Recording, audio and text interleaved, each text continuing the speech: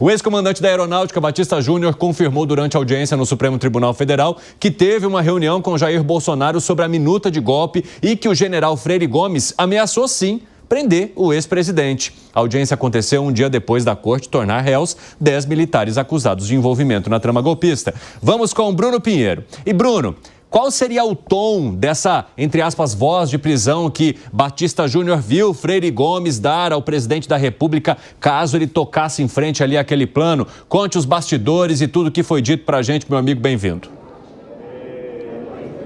E se de fato o ex-presidente Jair Messias Bolsonaro insistisse numa ruptura de Estado, um documento que foi elaborado, inclusive, e colocado sobre esta mesa numa reunião. Ótima tarde a você, Evandro, e a quem nos acompanha em uma longa oitiva com várias explicações que são contundentes, na verdade, reafirmando uma revelação ao depoimento da Polícia Federal. O ex-comandante da FAB disse que o ex-presidente, então, chamou os militares para uma conversa lá na residência oficial, que nenhum civil esteve nesta reunião e que somente esses militares, e que não tinha uma unanimidade entre os militares a se colocarem à disposição, que eles sempre estavam discutindo algo que tivesse um embasamento jurídico e que tivesse a garantia da lei, da ordem. Mas isso em um caso de uma emergência para um estado, para um município, já que inclusive as rodovias estavam interditadas, mas que em um certo momento ficou claro que essa discussão não era somente para uma GLO, como eles tinham conhecimento dentro da Constituição, utilizando as Forças Armadas, que era uma ruptura de Estado para impedir a chegada do presidente eleito Luiz Inácio Lula da Silva. E que aí o seguinte, uma reunião foi convocada para divulgar aquele relatório sobre as urnas, sobre uma comissão especial. O ex-presidente foi informado que não havia nada de incorreto nas urnas eletrônicas, a não ser algumas sugestões de aperfeiçoamento, e que aí o ex-presidente Jair Messias Bolsonaro adiou a divulgação desse relatório e que estava muito chateado com esta informação sobre o resultado desse levantamento, desse relatório referente às urnas eletrônicas. Os comandantes, os mais antigos, assinaram, Evandro, este documento e subiram nas redes sociais, nos sites oficiais das suas instituições. E aí veio essa repercussão. Só para a gente entender um pouco mais este contexto. Aí foi convocada uma reunião no Ministério da Defesa com o ministro da Defesa. Os comandantes começaram a chegar nessa reunião e sobre essa mesa estava dentro de uma sacola o documento, o que seria a minuta do golpe de Estado. O comandante da FAB disse que fez uma pergunta ao comandante-geral se aquele documento era para uma ruptura. Ele disse que sim, começou a dar explicações, logo ele se retirou dessa reunião, não voltou e não sabe o que mais aconteceu. Só para a gente encerrar, uma outra parte que chamou a atenção foi uma cerimônia no ITA, que estava lá o comandante da FAB e o general Augusto Heleno. O comandante disse que recebeu vários xingamentos, ataques e continua recebendo, alguns que vêm do general Augusto Heleno, ex-chefe do GSI, que durante essa formatura no ITA, o filho de Augusto Heleno estava se formando e que no meio da cerimônia, Augusto Heleno chega no comandante da FAB e solicita uma carona para a capital federal no avião da FAB, alegando que o ex-presidente, naquela noite, havia chamado para uma reunião no final de semana de última hora. O comandante da FAB alegou que seria muito estranho, naquele clima, após as eleições que estávamos enfrentando, Jair Bolsonaro chamar Heleno para uma reunião de última hora para se discutir. Ainda assim, Heleno veio no mesmo avião, mas ele não sabe o que aconteceu naquele encontro na residência oficial. Então, reuniões aconteciam sempre no Alvorada, não tinha nenhum civil, somente os militares e sempre discutindo a garantia da lei e da ordem, tanto em embasamento jurídico e também uma ruptura de Estado, que foi quando o ex-comandante acabou afirmando para o ex-presidente que se ele insistisse nessa discussão, ele iria anunciar a voz de prisão. Ele também relatou que o ex-ajudante de ordens, o tenente-coronel Mauro Cid, nunca esteve em nenhuma dessas reuniões. Evandro. Obrigado pelas informações, viu, Bruno Pinheiro? Um abraço para você. A gente vai se falando nessa edição do 3 em 1. O Fábio Piperno, o comandante da FAB, da Força Aérea, também trouxe alguns detalhes interessantes sobre os bastidores dessas conversas. Ao ser questionado sobre essa voz de prisão, ele menciona que o tom adotado por Freire Gomes não foi um tom de, olha, você vai ser preso. Não, ele orientou o ex-presidente da República, segundo o Batista Júnior. Se o senhor seguir com esse plano, provavelmente a gente tenha que prendê-lo, porque o senhor estaria fugindo das 4 linhas da Constituição. Tem uma outra questão interessante também que ele menciona sobre ataques que ele teria passado a receber depois de se negar a seguir com o plano que havia sido proposto ali. E, segundo as investigações, o general Braga Neto teria sido responsável por montar um grupo de militares que eram aliados desse plano para que eles conduzissem ataques nas redes sociais contra Batista Júnior e contra também integrantes da família dele, o que ele considerou de fato muito desagradável, no mínimo, chamando Batista Júnior de melancia. Por quê? Verde por fora, vermelho por dentro. Como é que se avalia todas essas questões e principalmente esses detalhes sórdidos que são confirmados neste depoimento de Batista Júnior, diferentemente do que aconteceu com Freire Gomes, que tentou dar um tom mais moderado entre o que ele falou na primeira versão e o que contou agora aos ministros. Piperno. São sim detalhes sórdidos, sem dúvida nenhuma, e é óbvio que as defesas vão tentar explorar ao máximo algumas possíveis contradições que elas julgam terem ocorrido. Agora, não há nenhuma dúvida de que havia, sim, uma trama golpista e uma trama liderada pelo presidente da República e contou também com a participação do seu candidato a vice, um outro general. Muito bem.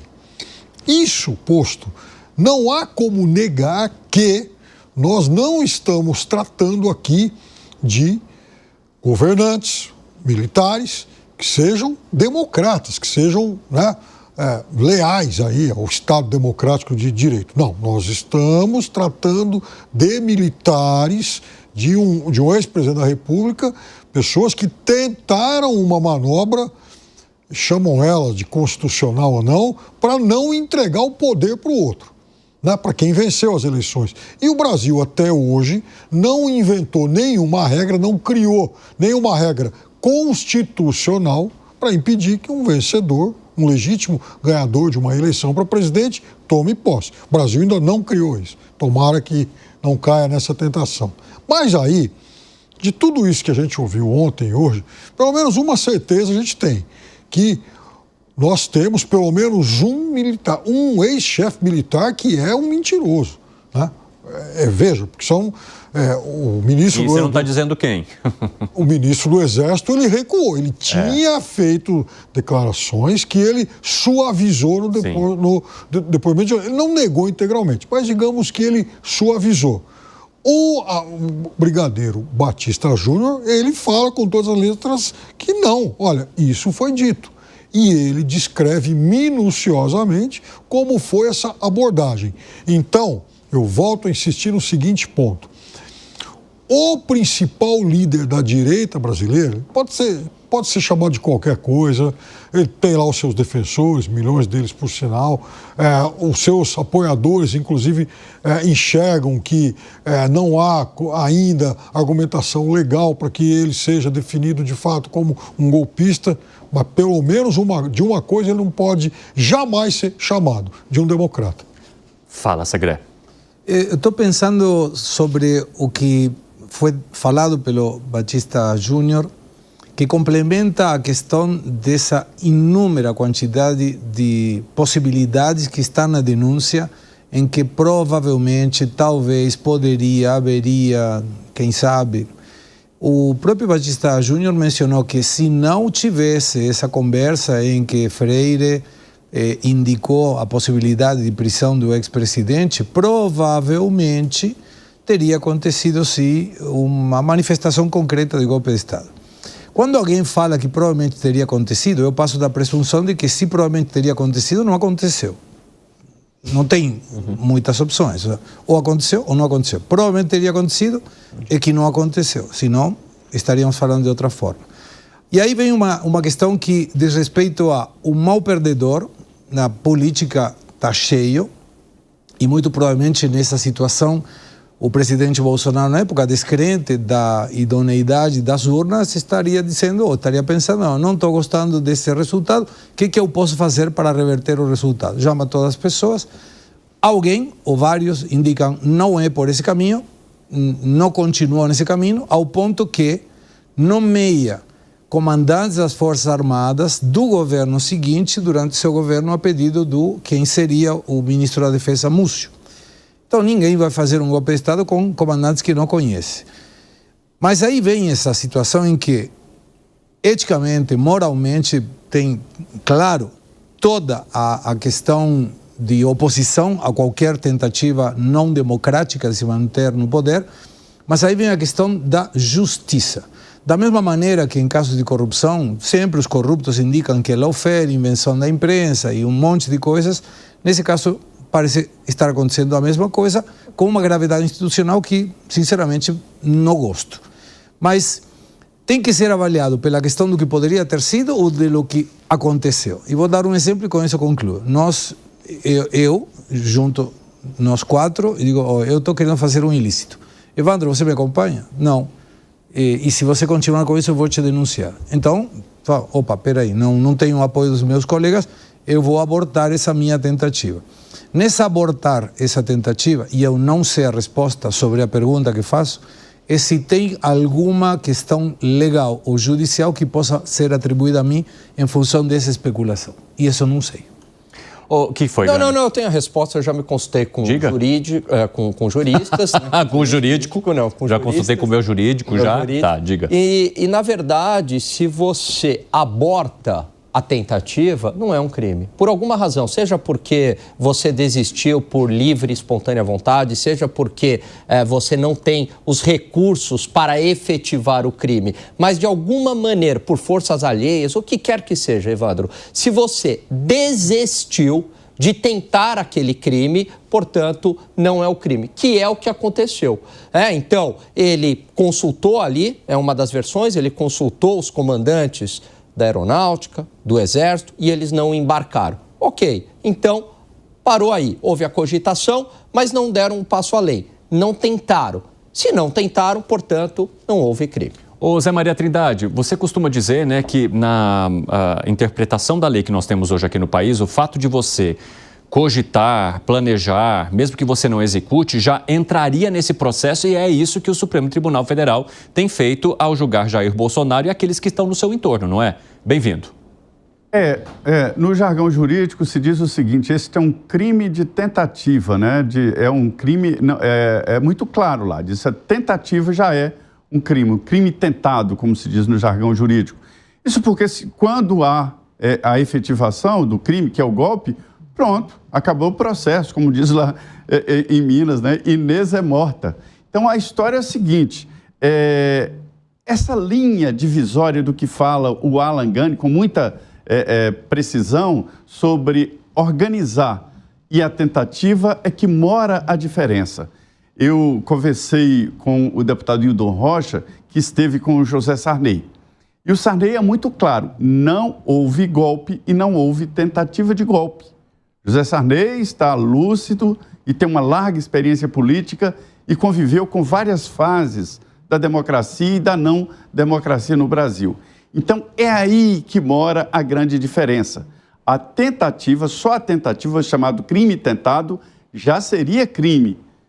O golpe já seria o do outro lado, né? Aí não teria retorno. É aí que mora essa divisão.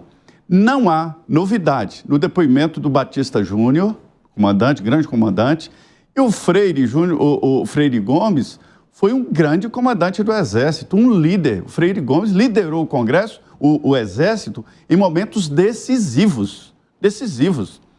E ele sempre disse, as Forças Armadas estão apoiando o presidente Jair Bolsonaro, na época, então, presidente. 80%, ele falou 70% em falar general, 80% isso, 80%. Agora, que defende um golpe, que defende uma quebra constitucional, existem? Sim, 20%. Eram as contas dos generais. Mas isso não era unanimidade.